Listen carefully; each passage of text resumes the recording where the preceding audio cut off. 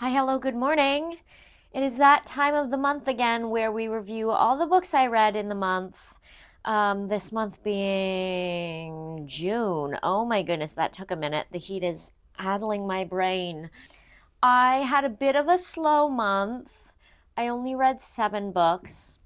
Only. I do realize that is still more books than a lot of people read in a month. But it was a bit of a slow month for me and a bit surprising, a bit of an anomaly because I kind of have this thing where either I'm in a slump and I read like 0 to 3 books at most if I'm lucky, or I'm not in a slump and I read like 9 to 11 books.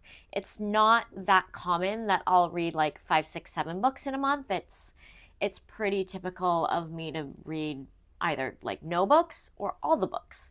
But this month I had a few books where I definitely like it was a push to finish them and I wanted to DNF, but I also wanted to get my this is terrible. This is just a vanity thing, but I just wanted to get my number of books read up.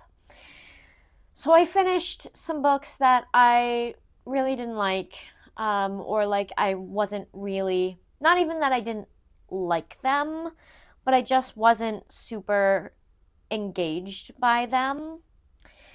And there were a number of those where it was a good book. I just wasn't feeling it, and I did that a lot. Like I picked up a ton of books and read like the first 10, 20 pages and then was just like I can't do it. I don't know. Like it's not gripping me.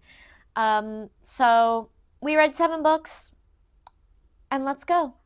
The first book I read is The Antiquarian's Object of Desire by India Holton. I read this on audio from the library as I have read the other two in the Love's Academic series. This is about two friends who work at the same institution, at the same university. And their department basically, they frown on workplace romance. And, like, if they were together, the female professor, of course, the female professor would lose her job. Um, and so they're friends, but they decide to fake being enemies. And then they fall in love, and it gets really complicated. And I really like this take, this twist on like an enemies to lovers or friends to lovers story. Um, but this is one of those ones where I just wasn't super taken with it. I don't know why. I did rate it 3.5 stars because it had great moments, and like I love the writing of this. It's very I don't want to say it's academic because it's not like stodgy or like hard to get through. But it's like formal in that like kind of historical fiction way. And I think it was this one where there was a quote that was like, there is no species capable of saying as much like gibberish as the well educated human, which was so real as someone who is in academia, so real. Um, anyway, I read this on audio and I found it really easy to get distracted or to like zone out.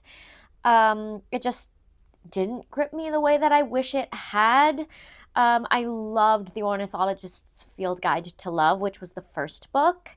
And I liked the second book, The Geographer's Map to Romance, but it like again like didn't thrill me. I mean, the problem with that one was mainly that like I had trouble suspending my disbelief, or like I couldn't get over the persistent thought that like, oh my god, they should just have a conversation. Why are we here?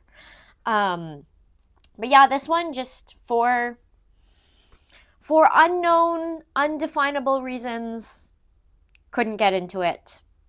3.5 stars. Okay, next I read Songs of Summer by Jane L. Rosen. This was, as you can tell, a library book. I got this for my book bingo because I needed a book, or I was looking for a book at the library with a protagonist who is older than me, and she's not that much older than me. She's a little bit older than me. She's 30 in this book, and I'm turning 28, so it still counts. Um, this is about a woman who is adopted, which instantly perked my interest because I am also adopted. And she feels like before she can move on with her life, she needs to find her birth mother. And this is where maybe I should have taken that as a signal to like stop, because that does not draw me in, because I can't relate to that. But I do think it's good to read perspectives that aren't your own. So, you know, I picked it up. And basically what happens is she finds her birth mother, she crashes a wedding that her birth mother's attending, and she ends up in this fake dating situation with a guy she meets there. It's very chaotic. And that like a touch of chaos, a touch of something that's just unhinged, sounds like it's right up my alley, but it was like not well done chaos. Honestly, it just felt very frenzied, and like there was so much going on and there was like no focus, and there were so many like changing points of view, and like characters where like we got their point of view once and like never again, because they were just some random side character who like actually didn't play any importance in the plot. Like it was really weird. And I think of good writing as being like smooth. I always describe it that way, because it's like there are no moments that take you out of the story. There's no time at which you think like, oh, that was, why was it written like that? Or like, why would that character do that? Or every sentence flows well. Every sentence feels like it serves the story. Every plot point feels like it serves the story. Every character feels consistent. All of that is just so smooth. Nothing feels like it's out of place. And this book is definitely not smooth. There were a lot of moments in the writing that made me go like, wait, hang on, what? And overall, this is one of those books that I pushed myself to finish, because I was just like, I just want to finish it. By the time I was like thinking about DNFing, by the time the temptation to skim rolled in, I was like 75% through. So I was like, just finish it. Just finish it and be done with it and be able to say you read it.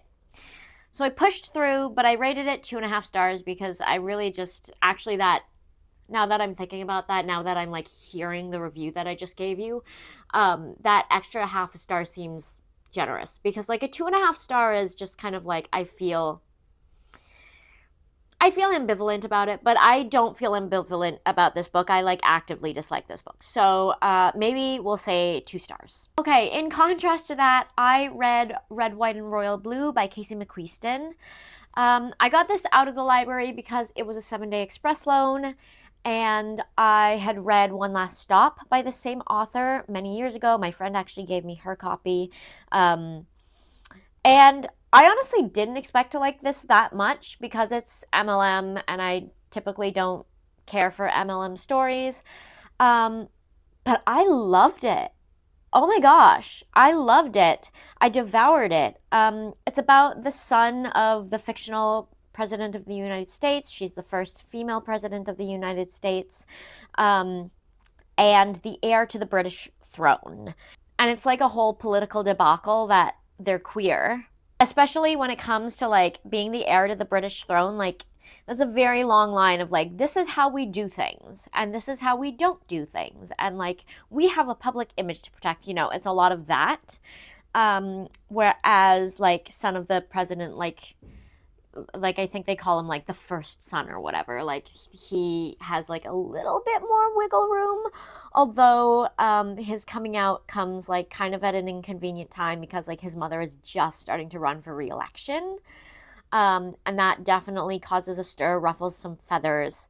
But one thing I loved about this book is like it's told from his perspective, and he has so many supportive people around him, including his mother, the president of the United States, who has a lot on her plate, and could have absolutely said like, you need to kill this. Like, I don't care. Like, I'm running for re-election and you need to kill this. But like she says, like, if you're sure, then okay, let's do this. And I like, we love supportive families. We love supportive families.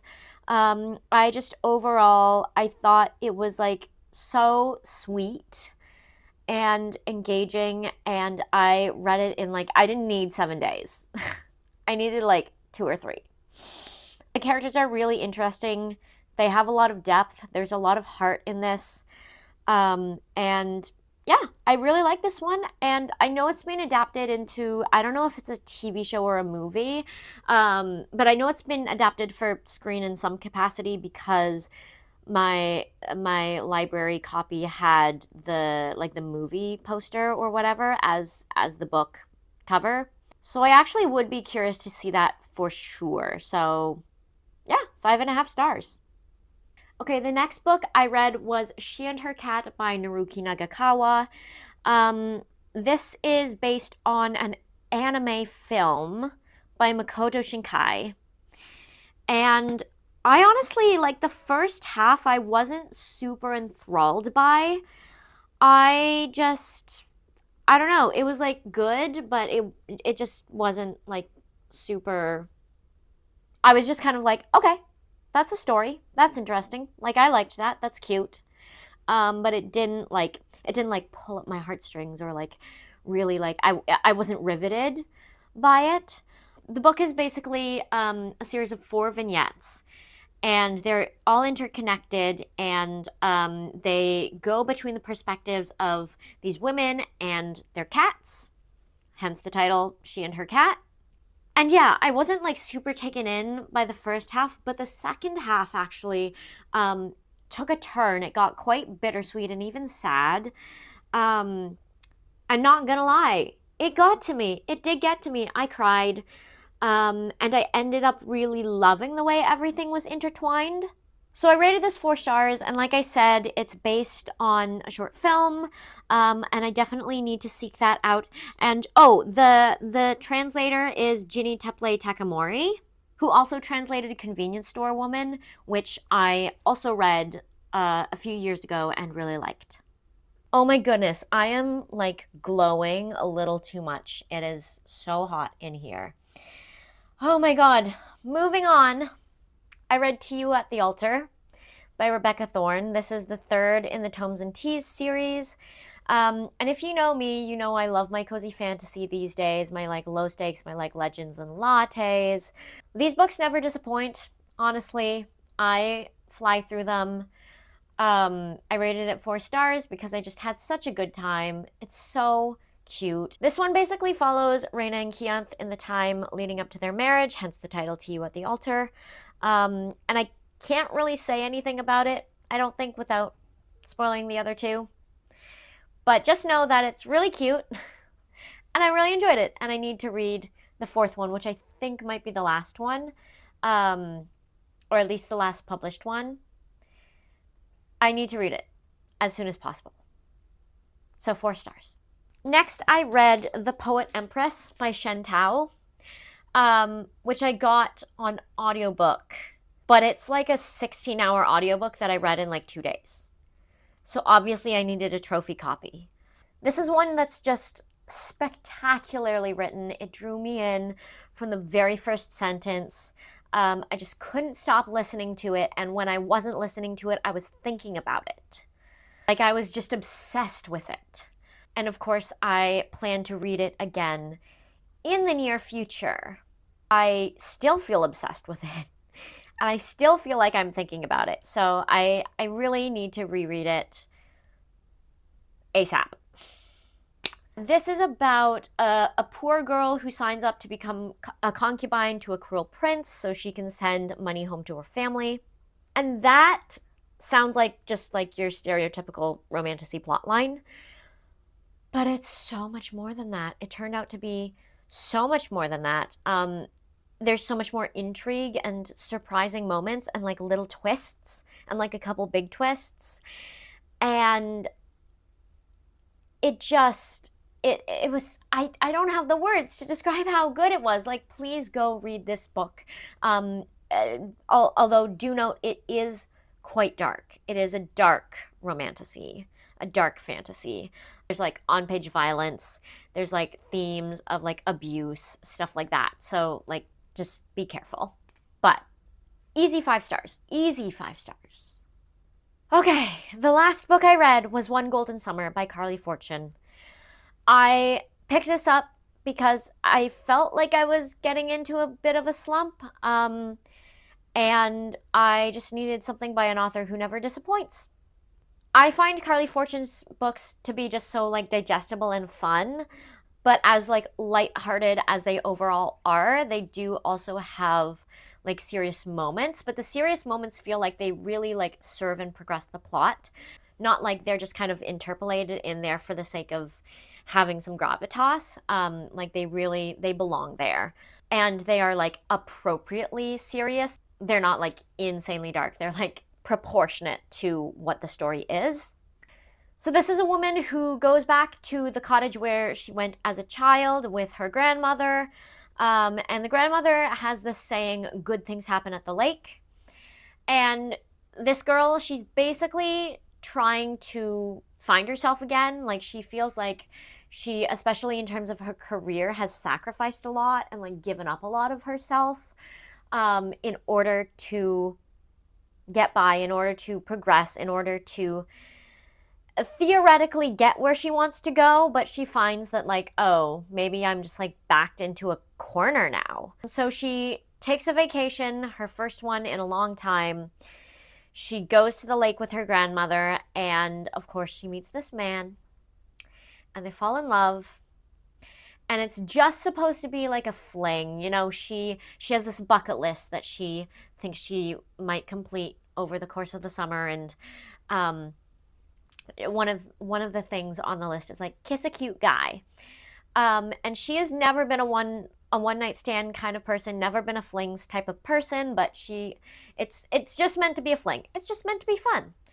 And of course, it turns into more than that. And that ending, oh my God, like that third act breakup, the way it was handled, and like, oh my God, if you know, you know. I cried. Not gonna lie, I cried. It was just really good.